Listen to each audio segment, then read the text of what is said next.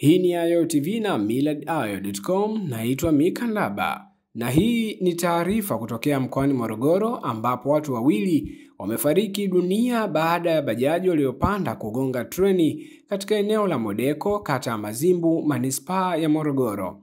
Akizungumzia tukio hilo, Kamanda wa Jeshi la Zimamoto na Uokoaji mkoa wa Morogoro, Goodluck Zelote, amesema kuwa treni hiyo iliyokuwa inatokea Morogoro kwenda Dodoma ilipofika katika eneo hilo ikagongana na bajaji.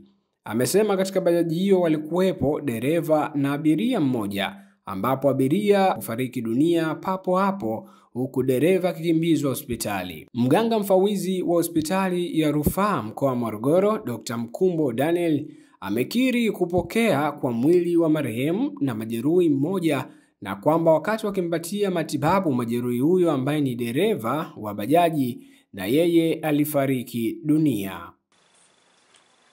Mimi naitwa Dr. Mkumbo Daniel, ni Mganga Mfawidhi wa hospitali ya Rufaa Mkoa ya Morogoro.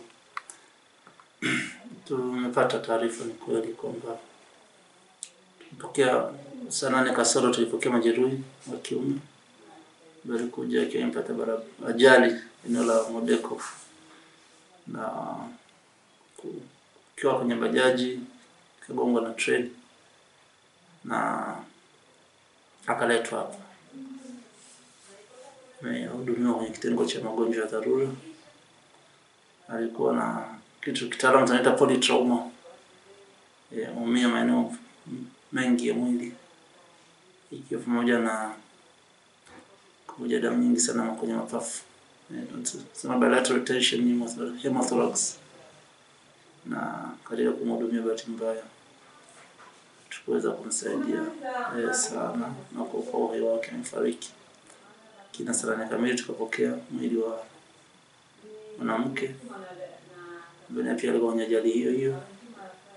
Yeye aliletwa hospitali ameshafariki. Kwa bahati mbaya tumepoteza watu wawili kutokana na ajali ambayo inasemekana imetokea eneo la Modeko kati ya Bajaji na Treni.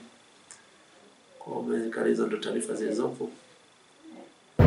Majira ya saa 7:25 mchana wa leo tulipata taarifa ya tukio la ajali ya treni na bajaji eneo la Modeko kanisani.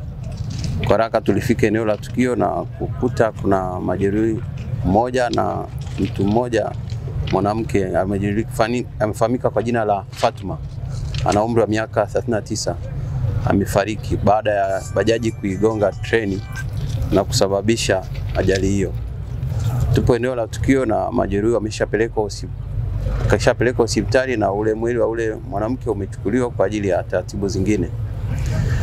Nitoe wito kwa hawa madereva wa bajaji na madereva wa vyombo vingine vya usafiri kuhakikisha kwamba wanakuwa makini wanapokutana na treni reli inapo cross, kwa sababu kama ajali ya leo ni sehemu nyeupe kabisa ambapo unaweza kujiona treni kwa mbali, lakini tunashangaa ni kwa nini dereva alifanya uzembe mkubwa kwa kiasi hicho. Leonard Masawe ni mkazi wa Mazimbu Morogoro. Tangu labda kwa shirika la reli wangeweka kizuizi kama zamani ilivyokuwa. Ushauri wangu kwa kweli ni huo, waweke kizuizi kulia na kushoto ili hao wanaokwenda spidi waje wajigonge kwenye kizuizi. Lakini kwa hili wakiendelea kukaa wazi, ina maana wananchi watahudhurika kutokana na bodaboda hawasikii. Yaani nasema ule ukweli, bodaboda hawasikii pamoja na bajaji hawasikii.